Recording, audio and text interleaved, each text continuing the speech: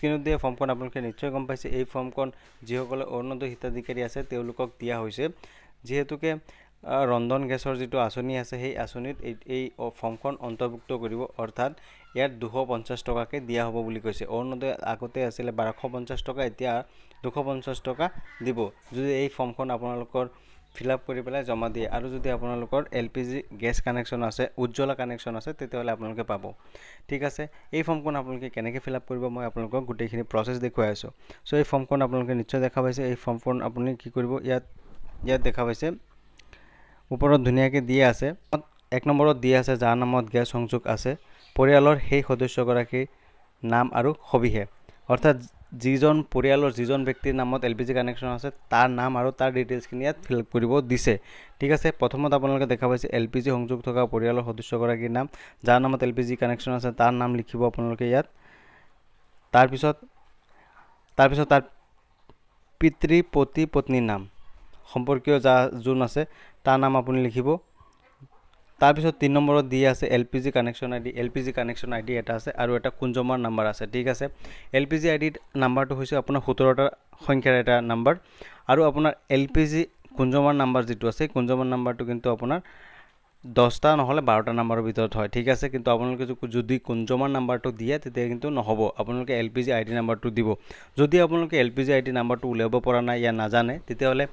আপোনাৰ আই বাটনত এটা লিংক দিয়া থাকিব তাৰ পৰা গৈ পেলাই আপোনালোকে সেই এলপিজি আইডি নাম্বাৰটো কেনেকৈ উলাব হেতু ভিডিওটো বনোৱা আছে তাৰ পৰা আপোনালোকে চাই পেলাই ধুনিয়াকৈ উলাই ল'ব পাৰিব আৰু ভিডিওৰ ডেসক্ৰিপচন বক্সতো মই লিংক দি দিম আৰু যদি আপোনালোকে উলাব নোৱাৰে তেতিয়াহলে আমাৰ কন্টাক্ট নাম্বাৰটো দিয়া থাকিব WhatsApp নাম্বাৰ তাৰ পৰা গৈ পেলাই আপোনালোকে কন্টাক্ট কৰি পেলাই উলাই ল'ব পাৰিব ঠিক আছে তাৰ পিছত আপুনি আহিব 3 নম্বৰ আধাৰ নম্বৰ অৰ্থাৎ যাৰ নামত এলপিজি কানেকশন আছে তাৰ আধাৰ নম্বৰ তাৰ পিছত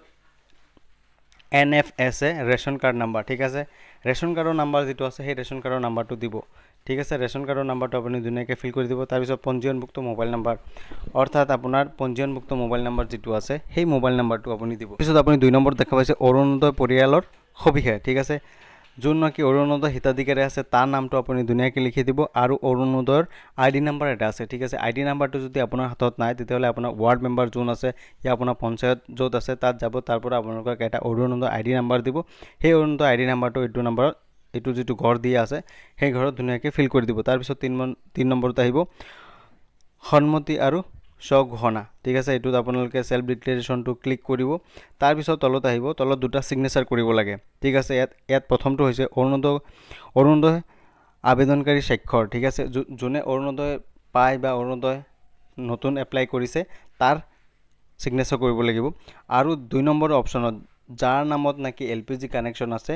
তাৰ সিগনেচাৰ কৰিব লাগিব ঠিক আছে যদি আপোনাৰ অৰুণোদয় আবেদনকাৰী নামত গ্যাস কানেকশন আছে অৰ্থাৎ এলপিজি কানেকশন আছে তেতিয়াহলে দুইটা সিগনেচাৰ অৰুণোদয় যোনে এপ্লাই কৰিব সেই আবেদনকাৰীয়ে দুইটা সিগনেচাৰ কৰি দিব ঠিক আছে সো আজিৰ এই ভিডিওটো দেখিনি আছিল যদি আপোনালোকে ভিডিওটো চাই ভাল পাইছে তেতিয়াহলে আমাৰ এই চেনেলটো সাবস্ক্ৰাইব কৰি দিব আৰু কাষৰ থকা বেল আইকনটো প্ৰেছ কৰিবলৈ নাপাহৰিব আৰু যদি আপোনালোকে ফেসবুক পেজৰ পৰা চাই আছে তেতিয়াহলে আমাৰ এই পেজটো ফলো কৰিবলৈ নাপাহৰিব